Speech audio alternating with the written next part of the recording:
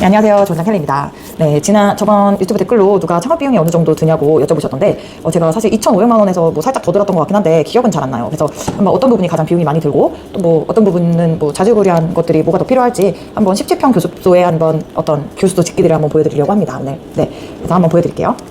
네, 일단 원장 선생님들이 뭐 어떤 식으로 그거를 잡으실지 모르겠지만, 저는 이렇게 왼손 이렇게 해서 여기 이렇게 17평이에요 저는. 그래서 보시면 여기 뒷편에는 다 썬팅이 저쪽까지 바깥으로는 다 되어 있고요. 보시면 여기가 랩실, 컴퓨터가 있는 이 랩실이고요. 이쪽은 제가 강의하는 강의실이에요. 그래서 제가 이렇게 칸막이로 그 폴딩 도어로 여기 사이를 나눠 놨고요. 그래서 그리고 저는 여기 교수에 인테리어랄 게 없어요. 그냥 바닥하고 여기 이렇게 바닥하고 페인트칠 그냥 아이보리색으로 했고, 그 다음에 이렇게 조명 이렇게 단계, 이게 인테리어 끝이랍니다. 그래서 원장 선생님들이 추구하시는 방향이 있으실 거 아니에요. 그 들어오자마자 공부가 잘 될 것 같은 그런 어떤 인테리어 요소를 주고 싶으시면 여기서 플러스로 돈이 조금 든다고 생각하시면 될 것 같고요. 또 나는 뭐 이렇게 인테리어보다는 좀 이렇게 강의에만, 안커리에만 이렇게 초점 맞춰서 어떻게 하면 된다, 저 같은 마인드를 가지시면 사실 인테리어에는 돈을 크게 투자하실 것이 없습니다. 네, 그래서 좀 한번 보여드리면, 일단 이렇게 랩 책상 이렇게 있고요. 일단 교육부에서 지정한 어떤 교수도 총 일시 수용 인원이 9명밖에 안 되다 보니까 전 딱 9개만 놨어요. 책상도 책상도 딱 9개만 놨어요. 그래서 저희는 한 타임에 9명 이상이 들어올 수가 없겠죠. 그래서 하고 그다음에 이렇게 그 수납장 같은 거 저쪽에도 있고, 저쪽에도 수납장이 있어요. 저 창문 앞에. 그리고 저기 공기청정기. 그리고 이런 수납장 같은 거는 제가 가격을 몰라요. 다 10만 원 안쪽으로 샀어요. 그리고 요렇게 랩 책상과 여기 의자, 그리고 요쪽 책걸상 해서 한 120 정도 들었던 것 같아요. 다 새 걸로 구매를 했고요. 그리고 또 제가 또 하나 이제 말씀을 드리면, 일단 가장 비용이 많이 드는 건 이 에어컨이에요. 근데 에어컨을 어쨌든 저는 17평밖에 안 되긴 하지만 두 공간을 분리시켜놨고 이러면 사실 개별적으로 에어컨이 필요하거든요. 그런데 저는 여기 자체가 이렇게 멀티로, 그러니까 그 에어컨 배관을 뭐 한쪽에서 이렇게 두 개를 끌어다 하는 식으로 멀티로 하는 방법이 있었고, 이렇게 4A라면 에어컨 이렇게 바람 나오는 데가 이렇게 두 개를 이렇게 썩떡 들어가고 이렇게 동그랗게 바람만 빼는 방식으로 저렇게 두 개가 이쪽으로 나오고 있거든요. 이렇게 하는 방식이 있었어요. 그래서 저는 이게 40평대에 놓을 수 있는 에어컨, 40평 정도까지 커버 가능한 에어컨이니까 빼가지고 이렇게 단순하게 이렇게 해서 에어컨 한 대만 설치를 했는데, 제가 지금 드리고 싶은 말씀이 굉장히 안 시원해요. 그리고 당연히 안 따뜻해요. 그래서 이왕하실 거면 이렇게 두 공간을 분리하시는 그럴 계획이시라면 따로따로 무조건 에어컨은 하시기를 추천드려요. 하다못해 저쪽에 벽걸이를 하나 놔도 이렇게 따로 그 사우닥트로 빼는 것보다는 훨씬 시원할 것 같아요, 제 생각엔. 그래서 이건 비추드리고요. 또 하나 비추드린 게 이 폴딩 도어인데요. 이 폴딩 도어가 되게 고가예요. 그 비용이 굉장히 많이 들어요. 근데 저의 생각은, 저는 교수소가 17평밖에 안 되는데 가운데 칸막이까지 두고 막혀 있으면 굉장히 답답할 거라는 생각이 들어서 좀 개방적으로 열 때는 열고 또 닫을 땐 닫아야지, 이런 꿈에 부풀어서 이렇게 했는데, 좀 후회 중인 게 열 일이 거의 없습니다. 왜냐면 이쪽에서 한 타임 수업 중이고 다음 타임 아이들이 먼저 오면 저쪽에서 대기 중이거든요. 그러면은 개방을 해가지고 뭐 할 일이 거의 없겠죠. 그래서 굳이 개방을 안 할 거라면 그냥 칸막이로 해서, 그리고 또 여기 모니터용으로 아이들이 아무래도 초등학생도 있다 보니까 저는 조금 안전상의 이유로도 아이들이 제 눈에 좀 들어오는 게, 저희 교수소에 있는 시간만큼은 좀 제가 모니터가 돼야 될 것 같았어요. 그래서 이쪽을 이렇게 뚫어서 아이들 이렇게 이렇게 볼 수 있게끔 하는 용도였으니까, 그냥 칸막이를 이렇게 위쪽은 투명하게 해서 이렇게 아이들 볼 수 있는 그 눈높이로 칸막이로 대체하셔서 하셔도 될 것 같아요. 일단은 어쨌든 교수소라도 이런 두 시스템, 뭐 강의하는 곳이 랩실 교실 따로 하시려면 어쨌든 분리는 하셔야 되니까, 그 분리 방법을 굳이 이렇게 폴딩도어를 하지 않으시고 그 칸막이로 하셔도 될 것 같다는, 네, 그런 말씀이고요. 왜냐면은 이게 칸막이 한 2배 정도 되거든요, 이 가격이. 그리고 또 뭘 말씀드릴까요? 네, 냉장고, 그 다음 이런 건 제가 아까 말씀드렸다시피 다 싸구려예요. 네, 10만 원 안짜리고. 네, 그렇게 했고, 또 하나 후회되는 게 요건데요. 이거를 제가 원래 이렇게 좀 이렇게 시야를 가리는 걸 싫어해서 이것도 좀 이렇게 낮게 해야 좀 뭐라 그럴까, 좀 탁 트인 느낌을 주고 싶어서 이렇게 한 건데, 너무 투박하죠? 그리고 수납 공간도 수납 공간으로 활용할 수 있었던 공간이 죽었어요. 그래서 아래는 수납 공간하고 위쪽을 그냥 이렇게 올릴 걸 그랬다라고 후회하는 부분입니다. 좀 여기를 이렇게 좀 치우고 할 걸 그랬네요. 네, 그리고 제가 아까도 말씀드렸지만, 전에 영상에서도 말씀드렸지만 꼭 필요한 전자칠판이 있습니다. 이거 한 340만 원 정도 줬고요. 이게 없으면 수업이 안 돼요. 그래서 이 전자칠판은 고가여도 무조건 먼저 드리려고 했던 거, 삼성 플립 2고요. 잘 사용 중이에요. 그리고 저는 여기 강의대가 있는데, 선생님도 혹시 앉아서 수업하시나요? 그래서 옛날에 저 이렇게 강의하던 시절에 선생님 수업을 힘들면 앉아서 해, 원장 선생님 그러셨는데, 전 좀 강사가 앉아서 수업을 한다? 이건 좀 이상한 것 같아요. 그래서 이렇게 강의대가 있는데, 근데 좀 간접적으로 앉는 거예요. 그래서 여기 이렇게 책상이 있잖아요. 여기 살짝 이렇게 걸터 앉는 거죠. 왜냐면 사실 하루 종일 서서 수업하기 너무 힘들잖아요. 그쵸? 그래서 저는 강의대를 그런 목적으로, 또 제가 이렇게 치마를 입거나 이러면 또 휑하게 그 다리가 드러나는 것보다는 좀 적절하게 하체 부위가 좀 가려지면, 예, 좀 다른 것으로 시선이 분산되는 것도 좀 바꿀 수 있을 것 같고요.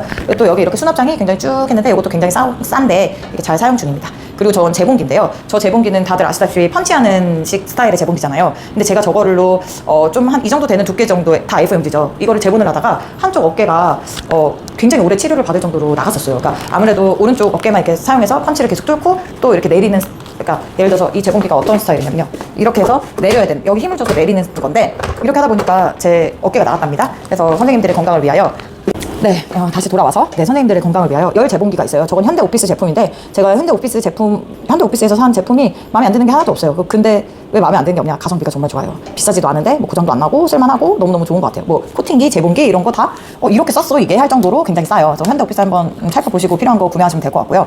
그래서 제가 이거 펀치하다가 그 어깨가 그렇게 안 좋아져서 열 재봉기로 요새는 하고 있습니다. 열 재봉기 굉장히 잘 되고요, 그것도. 그리고 또 제 눈에 좀 들었던 제품이 하나가 있네요. 프린터죠. 프린터인데 이게 HP 477DW 그 제품인데 이것도 1분당 인쇄가 55장 뭐 이렇게 된다 그래서 선생님들이 많이 사용하는 그런 제품이에요.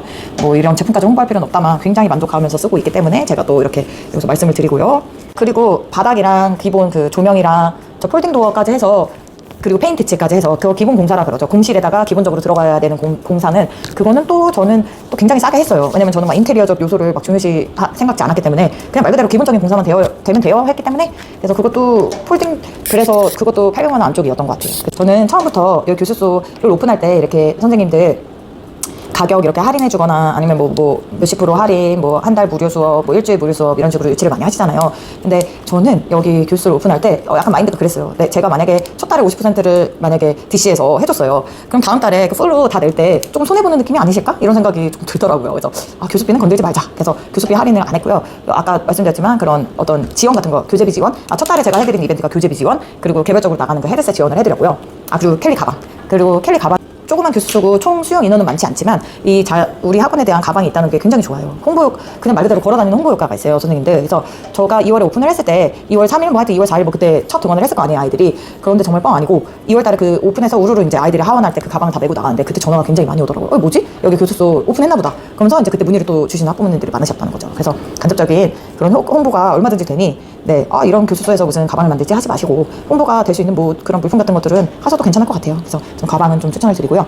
또 제가 오늘 운영하면서 사실 이제 그러면 손익분기점이라고 하잖아요. 교수소에 투자 비용을 어느 정도 했고 또 그거를 회수 일정 기간이 지나면 그 투자 비용을 전부 회수하고 이제 순수익이 되겠죠. 그 기간이 한 2, 3개월 걸렸던 것 같아요. 그래서 그만큼 초반부터 굉장히 성공적으로 교수소를 이끌어 나갔다고 할 수가 있겠고, 그리고 너무 자신 있게 말씀드릴 수 있는 게 첫 달부터 TO가 마감이 돼서 지금 현재까지도 거의 이탈 없이 잘 유지하고 있습니다. 그리고 좀 대기가 많은 편이고요. 그래서 사실 제가 지금 이제 있는 대기자와 또 저의 어떤 수익적인 부분을 더 창출하기 위해서는 제가 유일한 옵션은 학원으로 확장하는 수밖에 없어요. 그런데 또 확장으로 했을 때 지금 코로나 시기도 있고 저는 지금 이 시스템이 너무너무 좋아요. 왜냐면 제가 진짜 개별적인 아이들이 어느 정도 지금 아이들이 레벨이 업이 되었고 어떤 부분이 부족한지까지 정말 디테일하게 하나도 놓치는 부분이 없이 제가 운영을 하고 있기 때문에 그만큼 그래서 학부모님들의 만족도도 높으시고 하는 건데, 또 학원을 확장했을 때 또 저와 맞는 강사분 찾기, 그리고 또 어떤 부수적인 운영 부분에 있어서 복잡한 게 많잖아요. 네, 그런 부분이 저한테 엑스트라로 너무 짐이 되지 않을까 이런 생각에서 학원 확장은 지금 아직까지는 진짜 득보다는 실이 많을 것 같아서 좀 생각을 안 하고 있는데, 어쨌든 얼마 전에 어떤 어머니한테 아이가 너무 요령을 피면서 공부를 한다. 그래서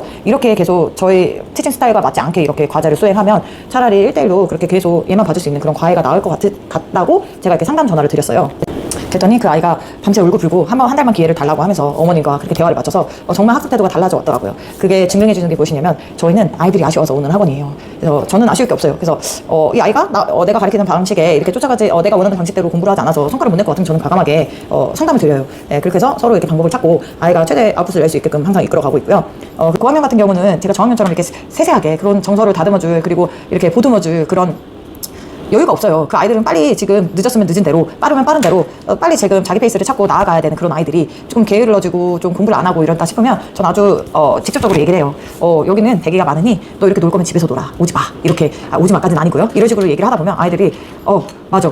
여기는 내가 나가면 못 들어올 수도 있어. 이런 생각으로 공부를 한다 이거죠. 예, 저는 그런 게 제가 지금 이렇게 원을 닮아갖고 자신감 있게 운영한다고 생각을 하고 있고요. 아까도 말씀드렸지만 이 컨설팅은 비용 투자보다 비용 절감만 할 수 있는 그런 메리트가 훨씬 크기 때문에, 네, 그리고 이 컨설팅도 안 받으시면 손해다. 저는 이렇게 말씀을 드리고 싶어요. 모든 시스템이 너무 다 커스터마이즈돼서 아이들에게 맞춤으로, 그리고 학부모님들 맞춤으로 아주 만족을 하시는 그런 시스템이다 보니 안 받으시면 손해다. 저는 이렇게 생각을 하고요. 그래서 저한테 컨설팅 문의 주셨던 분들도 제가 이렇게 길게 말하지 않는 거 다들 느끼셨을 거예요. 그냥 저는 딱 문자 하나 보내고 말아요. 저의 자신감까지 듬뿍 담아드리겠습니다. 네, 그러면 좋은 주말을 보내시고요. 안녕히 계세요. 바이바이.